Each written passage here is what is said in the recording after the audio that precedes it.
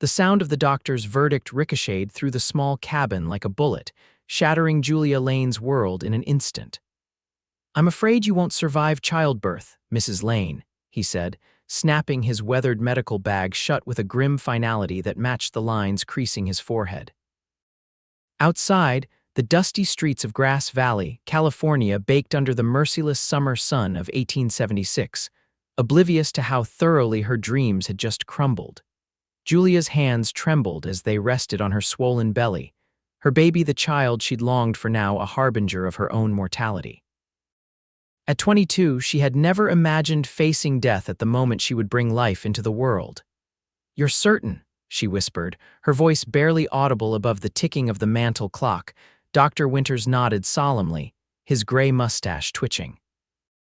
"Your constitution is too frail and the baby appears quite large. Your hips—" He hesitated, looking uncomfortable. "They're narrower than I'd prefer for a successful delivery."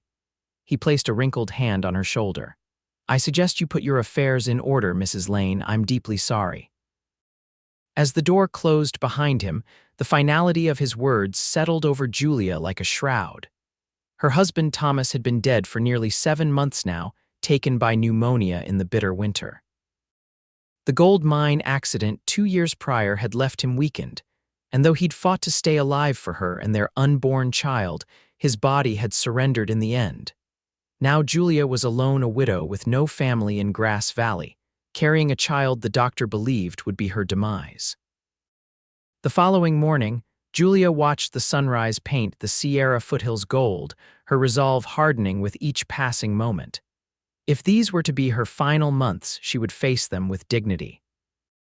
She carefully penned letters to the distant cousins back east who barely remembered her existence, arranging for the child's care after her passing. Her small general store, all that remained of Thomas's legacy, would need to be sold. She'd barely kept it afloat these past months, and with the town growing rapidly with the continued promise of gold, the property would fetch a fair price for her child's future. Julia stood at the store's counter, tallying the week's accounts when the bell above the door jingled. She glanced up to see a man she'd never encountered before, tall and broad-shouldered with sun-bronzed skin that spoke of long days under the open sky. His dark hair curled slightly beneath a dusty Stetson, and when he removed his hat, she noticed startlingly blue eyes that contrasted with his weathered face. "Madam," he nodded politely, "I was told this is where I might find supplies before heading out to the Dixon Ranch." "You'd be correct," Julia replied, straightening her posture despite the persistent ache in her lower back. "You're the new foreman Mr. Dixon hired?" The man smiled, revealing straight white teeth. "Yes, madam, Blake Donovan's the name, just arrived from Wyoming Territory." His gaze flickered briefly to her condition before returning respectfully to her face. "Julia Lane," she offered, moving carefully around the counter. "What supplies do you need, Mr. Donovan?" As she helped him gather the items on his list: coffee, flour, bacon, ammunition, and other necessities, Julia found herself studying him when he wasn't looking. There was something solid about Blake Donovan, a dependability in his movements and the careful way he selected each item. "You heading out to Dixon's place today?" she asked, wrapping the bacon in brown paper. "Tomorrow morning," he replied. "Spending tonight at the hotel. Mr. Dixon mentioned the ride out is a good 4 hours. "That's correct. The ranch is northwest of town, near the border of Nevada County." She tallied his purchases. "That'll be $4.65. Blake counted out the money carefully. "If you don't mind my asking, Mrs. Lane, do you run this place alone?" Julia nodded, feeling the weight of her situation press down once more. "My husband passed this past winter." "I've managed since then." She didn't mention that the store would soon need a new proprietor. "Sorry to hear that." His sincerity seemed genuine. "It can't be easy in your condition." "Life rarely concerns itself with what's easy, Mr. Donovan." She handed him his change. "I've placed an advertisement to sell the store. Perhaps by the time you next come to town, someone else will be standing behind this counter," his brow furrowed. "Leaving Grass Valley, in a manner of speaking." Julia hadn't intended to be so cryptic, but something in his direct gaze made her uncomfortable with admitting the doctor's prognosis. Blake gathered his purchases. "Well, I wish you the best, Mrs. Lane. I expect I'll be making regular trips into town for supplies, so perhaps I'll see you before you go." After he left, Julia found herself thinking about the new ranch foreman more than she should. There was no room in her life for such thoughts, not when that life had an expiration date marked in blood and pain. 3 days later, Julia was startled when Blake Donovan returned to her store. His clothes were dustier, his face more tanned from working outdoors, but his eyes remained just as piercing. "Mr. Donovan," she greeted him, setting aside the inventory list she'd been updating. "I didn't expect to see you back in town so soon." "Call me Blake," he said, removing his hat. "Mr. Dixon needed some paperwork from the land office and I volunteered to fetch it." He paused. "How are you feeling, Mrs. Lane?" "Julia," she corrected automatically. "I'm well enough." She rested a hand on her stomach as the baby delivered a particularly vigorous kick. "Active today," she murmured. "When are you due?" Blake asked, his eyes warm with interest rather than pity. "About 6 weeks, according to Dr. Winters. 6 weeks that seemed both interminably long and terrifyingly short." Blake nodded, then hesitated before saying, "I heard in town that you're expecting trouble. With the birth, I mean." Julia stiffened. Small towns and their gossip, of course. Dr. Winters had shared his grim prognosis. "News travels fast in Grass Valley." "I didn't mean to pry," he said quickly. "It's just, my mother was a midwife back in Texas. I grew up hearing her stories. Many women were told they wouldn't survive, yet they did." "Dr. Winters seems quite certain," Julia replied, uncomfortable with the direction of the conversation. "He's the only doctor within 50 miles. "Doctors don't know everything," Blake said gently. "Sometimes they prepare for the worst to avoid giving false hope, but I've seen miracles happen." Julia busied herself rearranging items on a nearby shelf. "Did you need supplies today, Mr. Donovan? Or was there something specific I could help you with?" Blake accepted her change of subject gracefully. "Just some coffee and tobacco for the ranch hands." As she gathered these items, he added, "I noticed your advertisement in the window. Have you had any interest in the store yet?" "A few inquiries," Julia replied. "Mr. Holcomb from the bank is handling the serious offers." She didn't add that each potential buyer represented another nail in the coffin of her independence, the independence she'd fought so hard to maintain after Thomas's death. After Blake paid and prepared to leave, he paused at the door. "Julia, would it be forward of me to call on you? Not at the store, but properly, perhaps Sunday after church." His question caught her completely off guard. "Mr. Donovan, I'm a pregnant widow with a death sentence hanging over my head. Surely there are more suitable women in town to court." "I'm not looking to court anyone," he said, though his expression suggested otherwise. "Just thought you might appreciate some company that isn't trying to buy your store or remind you of what Dr. Winters said." Julia considered him for a long moment. "Sunday then, but I make no promises beyond conversation." His smile was worth the risk she'd taken. "Sunday it is." True to his word, Blake appeared at her door that Sunday afternoon, wearing a clean shirt and carrying a small bouquet of wildflowers he'd clearly picked himself from the foothills. "These aren't much," he said, looking almost sheepish as he handed them to her. "But they reminded me of you." Julia took the flowers, purple lupines and golden poppies, and inhaled their delicate fragrance. "They're lovely, thank you." She invited him into her small home, acutely aware that she hadn't entertained a visitor since Thomas's wake. Over cups of tea, Blake told her about growing up in Texas, the son of a rancher and a midwife. His stories painted pictures of wide open spaces and a life so different from the one she'd known in her native Pennsylvania before coming west with Thomas. "My mother helped bring hundreds of babies into the world," he said, his voice softening with pride. "She always said that birth was more natural than breathing, and a woman's body knew what to do if people would just stop interfering." "Your mother sounds remarkable," Julia replied, trying not to think about her own mother who had died when Julia was just 15. "She was." A shadow crossed his face. "Lost her during a Comanche raid when I was 16. Father died trying to protect her." "I'm so sorry," Julia said, recognizing the familiar grief in his eyes. Blake shrugged, clearly uncomfortable with the sympathy. "It was a long time ago. Afterward, I worked my way from ranch to ranch, learning everything I could, found I had a knack for breaking horses and managing men. And now you're in California, Julia observed. That's quite a journey.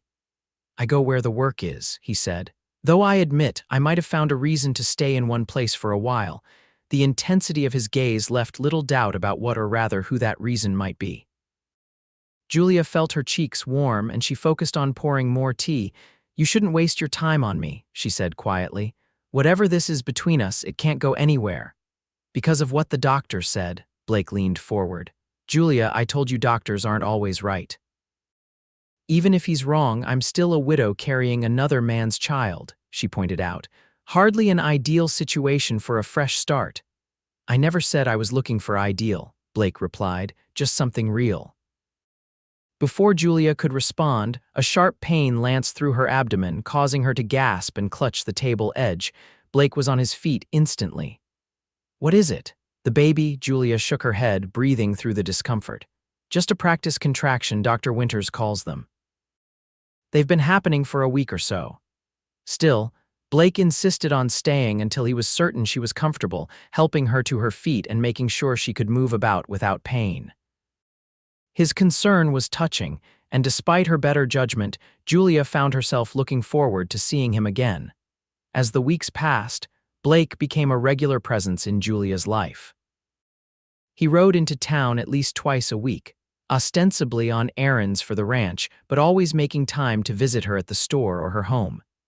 He helped with heavy lifting, fixed a leaking roof before the summer thunderstorms arrived, and brought her fresh vegetables from the ranch garden. The town noticed, of course. Julia caught the whispers and curious glances when she attended church or walked down the street. A young widow in her condition befriending a handsome newcomer was bound to cause talk, especially when that widow was supposedly living on borrowed time. You're giving them something to gossip about besides my impending demise, Julia told Blake one evening as they sat on her small porch. I'm not sure if that's a kindness or a cruelty. Let them talk, Blake said dismissively. People will always find something to chatter about. July brought sweltering heat to the foothills, making Julia's final weeks of pregnancy nearly unbearable. Her ankles swelled, her back ached constantly, and sleep became elusive. Still, she kept the store open, ignoring concerned looks from customers and Blake's suggestions that she rest more. I can't afford to close, she explained when he brought it up again. Every day's receipts matter for the baby's future. You need to think about your health, Blake argued. You're pushing yourself too hard. What difference does it make? The words burst from her before she could stop them. Whether I work myself to exhaustion or lie in bed all day, the outcome will be the same according to Dr. Winters. Blake's expression hardened. I wish you'd stop talking like that, like you've already given up. I haven't given up, Julia retorted. I'm being realistic. I've arranged for Mrs. Peterson to take the baby after the birth. She lost her youngest last winter and has agreed to nurse my child alongside her new one. And if you survive, Blake challenged, then I'll count myself blessed beyond measure, she replied softly, but I won't build castles in the air, Blake. I can't afford such luxuries. On the last day of July, with thunder rumbling in the distance and the air heavy with impending rain, Julia was arranging a display of canned goods when she felt the first real contraction seize her body. The pain was different from the practice contractions, deeper, more insistent, undeniable in its message. This was the beginning of the end. She gripped the counter, waiting for the pain to subside, then slowly made her way to the door to turn the sign to closed. She would need to send word to Dr. Winters and Mrs. Peterson, but first she needed a moment to catch her breath and accept what was happening. As if summoned by her thoughts, Blake appeared in the doorway, his expression shifting from greeting to concern as he took in her pale face. Julia, what's wrong? The baby, she managed, gesturing vaguely toward her stomach. It's time. Without hesitation, Blake swept her into his arms, ignoring her weak protests that she could walk. I'm taking you home, he said firmly, then I'll fetch the doctor. Julia's labor progressed slowly through the afternoon and into the evening. Dr. Winters arrived, his face grave as he examined her, while Mrs. Peterson bustled about preparing clean linens and hot water. The baby hasn't descended properly yet, Dr. Winters informed them. It's going to be a long night, Mrs. Lane. Try to conserve your strength. As darkness fell and rain began to patter against the windows, Julia's pain intensified. Each contraction felt like being torn apart from the inside, and the periods of relief between them grew shorter. Blake remained outside her bedroom door despite Mrs. Peterson's suggestions that he leave. "I'm staying," he insisted. "She has no family here. Someone should be waiting for her." "For the baby, you mean," Mrs. Peterson corrected gently. "You should prepare yourself, Mr. Donovan, doctor." Winters doesn't expect her to survive the night. Inside the bedroom, Julia could hear their muffled conversation through waves of pain. Another contraction built, and she bit down on the leather strap Dr. Winters had given her to prevent her from screaming or biting her tongue. "She's weakening," she heard the doctor say sometime later. "The baby is in distress. I may need to use instruments." Terror seized Julia's heart. She had heard stories of such interventions of children born damaged or dead, of mothers bleeding out within minutes. "No," she gasped. "Please, no instruments," Dr. Winters frowned. "Mrs. Lane, without intervention, neither you nor the child may survive." "Let me try," she pleaded. "Just a little longer, please." The doctor hesitated, then nodded reluctantly. "A little longer then, but if things don't improve." The door opened and Blake's voice cut through the tension. "Let me in to see her." "This is highly irregular," Dr. Winters protested. "I don't give a damn about regular," Blake retorted. "She's alone in there, fighting for her life and her baby's. She deserves a friendly face, a hand to hold." To Julia's surprise, Mrs. Peterson spoke up. "Let him in, doctor. What harm can it do now?" When Blake entered the room, Julia barely recognized him through the haze of pain and exhaustion. His face was drawn with worry, his usually neat hair disheveled as if he'd been running his hands through it repeatedly. "Julia," he whispered, kneeling beside the bed and taking her hand. "I'm here." "You shouldn't see me like this," she managed between labored breaths. "Try to chase me away," he challenged softly. "I dare you." Another contraction seized her, more powerful than any before. Julia cried out, squeezing Blake's hand with desperate strength. "That's it," he encouraged when it passed. "You're doing wonderfully," Dr. Winters sighed. "Mr. Donovan, this isn't a spectacle. I grew up with a midwife mother," Blake interrupted, not taking his eyes from Julia's face. "I've helped deliver calves and foals. I know what's happening here." "This is quite different, is it?" Blake finally looked at the doctor. "A life coming into the world. Seems pretty similar to me, and my mother always said the worst thing you can do is fill a birthing room with fear. So unless you plan to physically remove me, I'm staying right here." To Julia's astonishment, doctor. Winters merely pursed his lips and returned to his preparations. The hours blurred together in a haze of pain and exhaustion. Blake remained at Julia's side, wiping her brow with a cool cloth, holding her hand through contractions, and murmuring encouragement when her strength flagged. "Tell me about the baby's father," he said during one brief respite from pain. "What was Thomas like?" The unexpected question brought tears to Julia's eyes. "Kind," she whispered. "Steady. He loved this land, believed we could build something here together." She swallowed hard. "He would have been a wonderful father." "I'm sure he would have," Blake agreed, "and his child will know that because you're going to be here to tell them." Another contraction interrupted, more severe than any before. Julia arched off the bed, a scream tearing from her throat. "It's time, doctor." Winters announced, positioning himself at the foot of the bed. "The baby's coming now. Mrs. Lane, when I tell you, I need you to push with everything you have." What followed was a blur of pain unlike anything Julia had ever experienced. She pushed when told, gasping for breath in the seconds between efforts, her hand crushing Blake's as she fought to bring her child into the world. "I can't," she sobbed after what felt like hours. "I can't do it anymore." "Yes, you can," Blake insisted, his face inches from hers. "You're the strongest woman I've ever known, Julia Lane. One more push. Do it for your baby, do it for Thomas, do it for yourself." Gathering the last reserves of her strength, Julia bore down with a primal scream that seemed to come from the very core of her being. "The head is out, doctor." Winters exclaimed. Again, Mrs. Lane, one more time. With Blake's encouragement ringing in her ears, Julia gave one final, desperate push. The release was immediate and overwhelming, a sudden emptiness followed by the most beautiful sound she had ever heard. The angry, indignant cry of her newborn child. "A boy," Dr. Winters announced, sounding genuinely surprised. "A healthy boy." Julia collapsed against the pillows, too exhausted to even lift her head as Mrs. Peterson took the baby to clean him. "Let me see him," she whispered, her voice raw from screaming. Blake helped prop her up with pillows as Mrs. Peterson brought the swaddled infant to her. The moment Julia looked into her son's tiny, red face, a love so fierce it took her breath away washed through her. "Hello, Thomas," she murmured, touching one perfect miniature hand. They had agreed long ago that if the baby was a boy, he would be named after his father. "He's beautiful," Blake said, his voice thick with emotion as he looked down at the mother and child. It was only then that Julia realized something extraordinary. She was still alive. The birth that was supposed to kill her had passed, and here she was, holding her son, breathing, living doctor.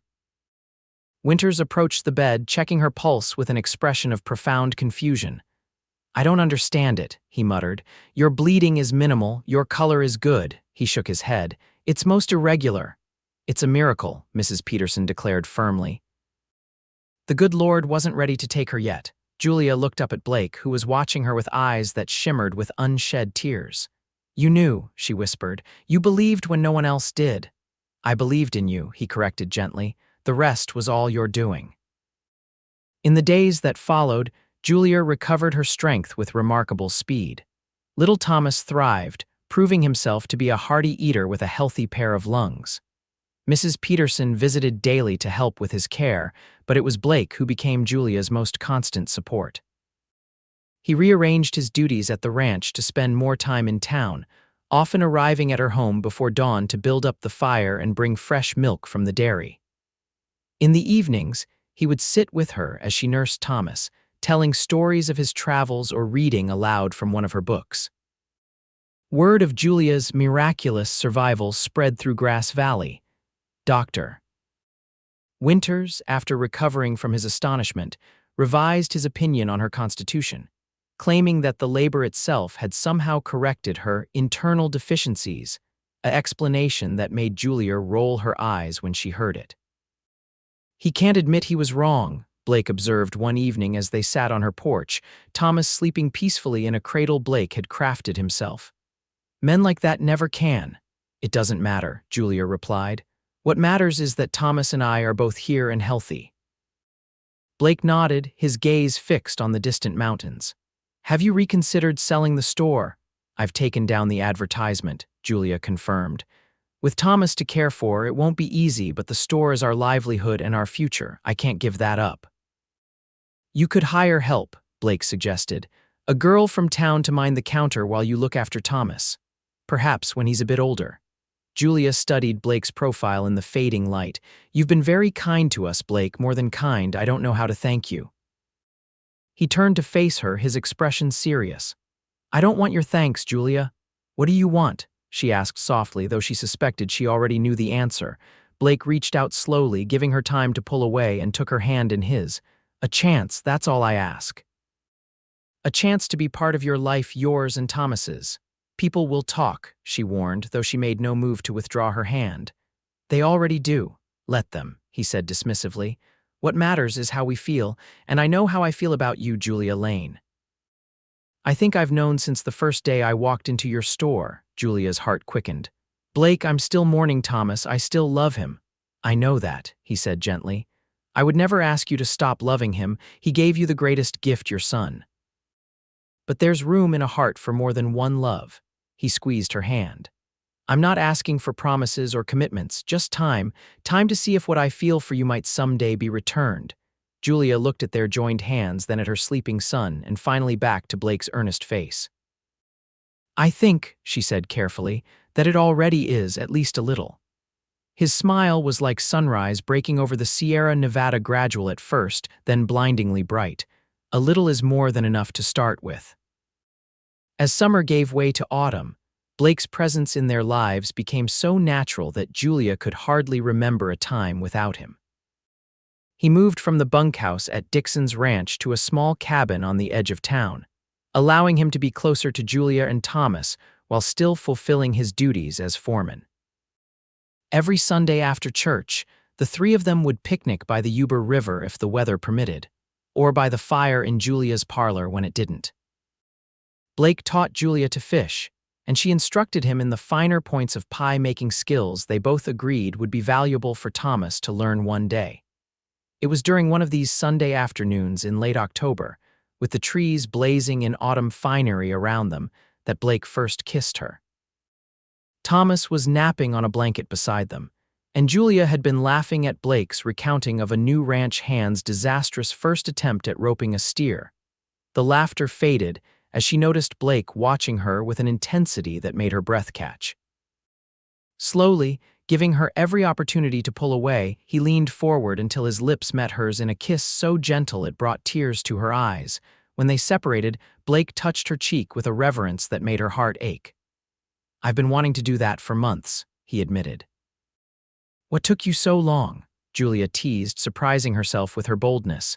"Waiting for the right moment," he replied, "for a sign that you were ready." Julia glanced at her sleeping son, then back at Blake. "I think I've been ready for a while, I just needed to admit it to myself." That kiss marked a turning point in their relationship. Though Blake continued to respect Julia's need to move slowly, their affection became more open. He would kiss her goodbye when leaving for the ranch, hold her hand as they walked through town, and wrap an arm around her shoulders when they sat together in the evenings. The town's gossip evolved from scandalized whispers to approving nods. Julia had survived when everyone expected her to die. Surely she deserved happiness after such an ordeal. Even Mrs. Peterson, initially concerned about the propriety of Julia entertaining a suitor so soon after Thomas's death, conceded that Blake Donovan was exactly what that poor girl and her baby need. As Christmas approached, Blake spent his free days helping Julia decorate the store with pine boughs and red ribbons. Business had improved steadily throughout the fall, with the continued influx of miners and settlers to the area creating demand for the quality goods Julia stocked. "You know," Blake said one evening as they closed up the store together, Thomas sleeping contentedly in a basket behind the counter, "Dixon's talking about making me a partner in the ranch come spring." Julia looked up from the ledger she was balancing. "Blake, that's wonderful. You've certainly earned it with how you've turned things around there." He nodded, absently rearranging a display of canned peaches. "It would mean more responsibility but also more security, a share in the profits, a say in the operations." "I'm so proud of you," Julia said sincerely, closing the ledger and moving to stand beside him. "You deserve this opportunity." Blake turned to face her, taking both her hands in his. "Thing is, I've been thinking about my future, about what I really want." Something in his tone made Julia's heart skip a beat. "And what is that?" "A family," he said simply. "A home, the kind of life I've glimpsed these past months with you and Thomas." He squeezed her hands. "I love you, Julia. I love that boy of yours like he was my own. And I want to build a life with both of you." Julia's eyes filled with tears. "Are you asking what I think you're asking?" Blake reached into his pocket and withdrew a small ring, a simple gold band set with a modest diamond that caught the lamplight. "This was my mother's," he explained. "My father gave it to her when they had nothing but dreams and each other. I've carried it all these years, waiting for the right woman to give it to." He sank to one knee, still holding her hand. "Julia Lane, will you marry me?" For a moment, Julia couldn't speak past the emotion constricting her throat. Here was this man, this kind, strong, patient man, offering her a second chance at happiness when she'd thought all hope was lost. Thomas would never begrudge her this. He had loved her enough to want her happiness above all else. "Yes," she whispered, and then louder, "Yes, Blake, I'll marry you." His smile was radiant as he slipped the ring onto her finger, then stood and pulled her into his arms. Their kiss was deep and promising, filled with all the hope and joy they'd found in each other. When they finally separated, Julia glanced at her sleeping son. "What about Thomas? He'll need a father, someone to teach him all the things I can't." Blake's expression softened as he looked at the baby. "I already love him, Julia. From the moment I held his mother's hand while he came into this world, I've loved that boy. I'll raise him as my own, teach him everything my father taught me, and make sure he knows about the brave man he was named for." Tears spilled freely down Julia's cheeks now. You are a good man, Blake Donovan. And you, he said, wiping away her tears with gentle thumbs, are the strongest woman I've ever known. You fought for your life and your sons when everyone else had given up.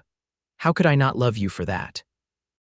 They were married on Christmas Eve in the small white church that overlooked Grass Valley. Snow had fallen the night before, dusting the town in pristine white and lending a magical quality to the day. Julia wore a gown of deep blue velvet, not white, for this was not her first marriage, but no less beautiful for it. Mrs. Peterson held Thomas during the ceremony, the 6-month-old baby dressed in a tiny suit that Blake had ordered specially from Sacramento. He remained remarkably quiet throughout the proceedings, as if sensing the importance of the moment. The entire town turned out for the celebration that followed. Even Dr. Winters attended, grudgingly admitting that he'd never been happier to have been proven wrong about a patient's prognosis. To new beginnings, Blake toasted, raising his glass to his bride as they sat surrounded by well-wishers. And to the day I walked into your store looking for supplies and found so much more. To the man who believed when no one else did, Julia returned, touching her glass to his. My miracle. Their life together unfolded with all the challenges and joys that any marriage faced, but strengthened by the knowledge of how close they'd come to never having this chance. Blake officially became a partner in Dixon's ranch that spring, his business acumen helping to expand operations and increase profits. He still rode out to work each day, but now he returned each evening to the home he shared with Julia and Thomas above the store. The store itself thrived under their joint management.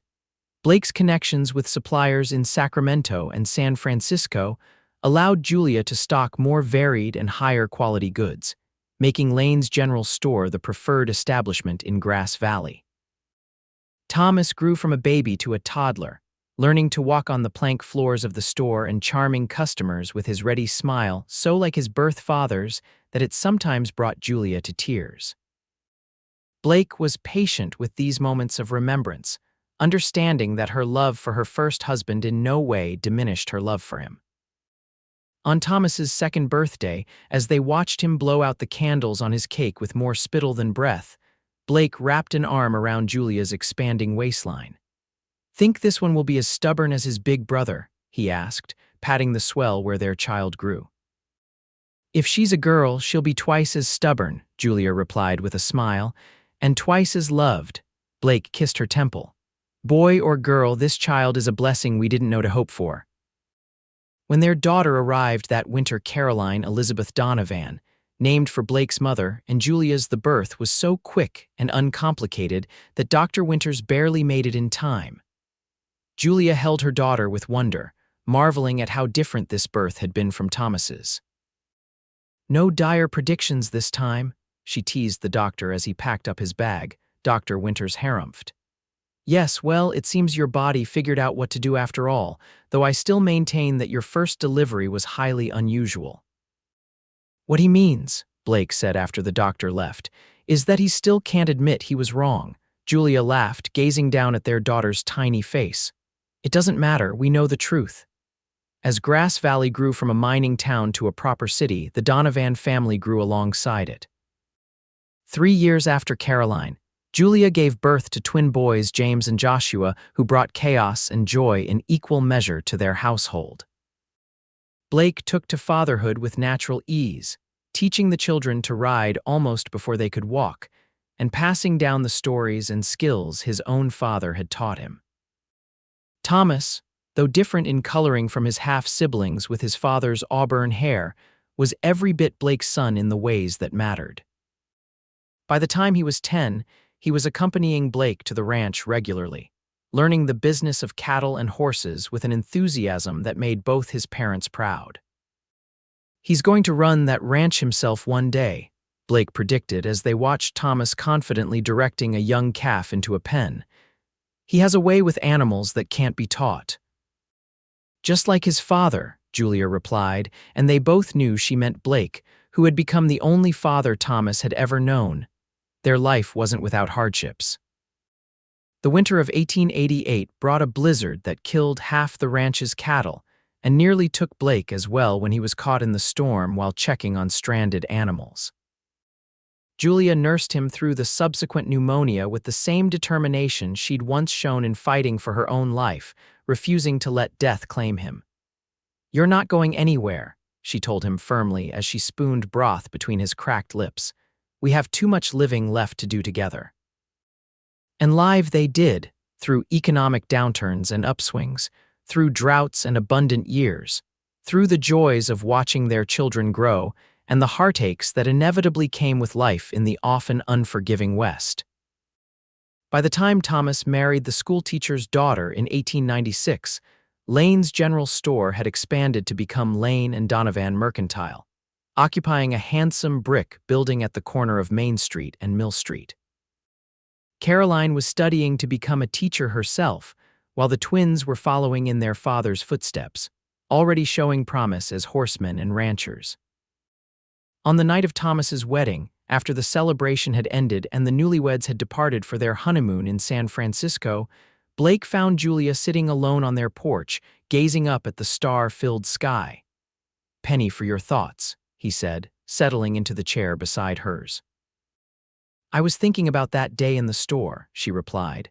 "When Dr. Winters told me I wouldn't survive Thomas's birth, how certain he was, how certain I was." Blake took her hand, his fingers tracing the lines time had etched there.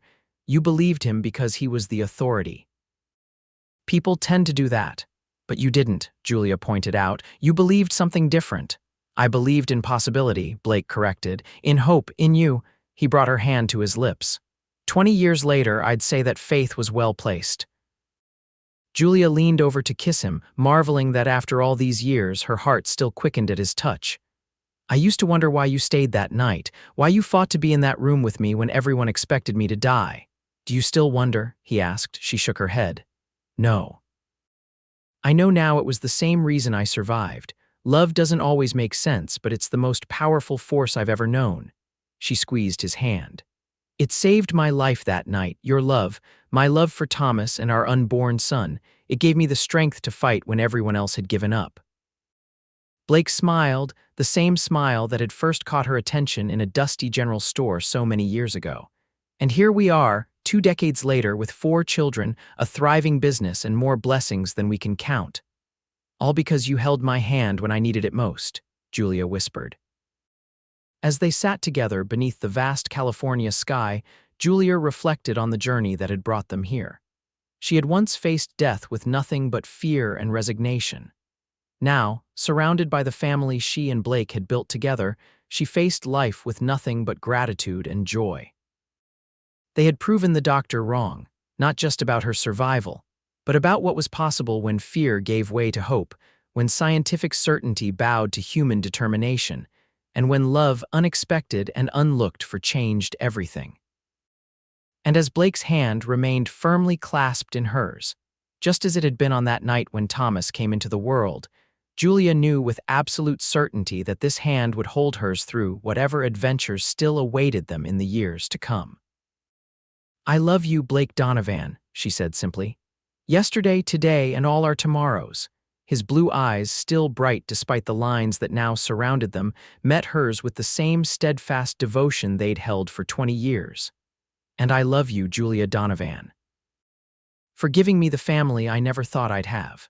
For being the miracle I get to wake up beside every morning."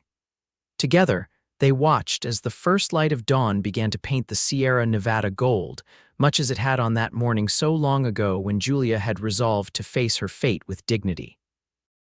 Only now, she faced not death but life rich, full, and overflowing with love that had proven stronger than any doctor's dire prediction. And in that moment, as the new day dawned on their shared life, Julia knew that some miracles weren't miraculous at all. They were simply what happened when love refused to surrender to fear, when hope persisted against all odds, and when a cowboy held your hand and taught you to believe.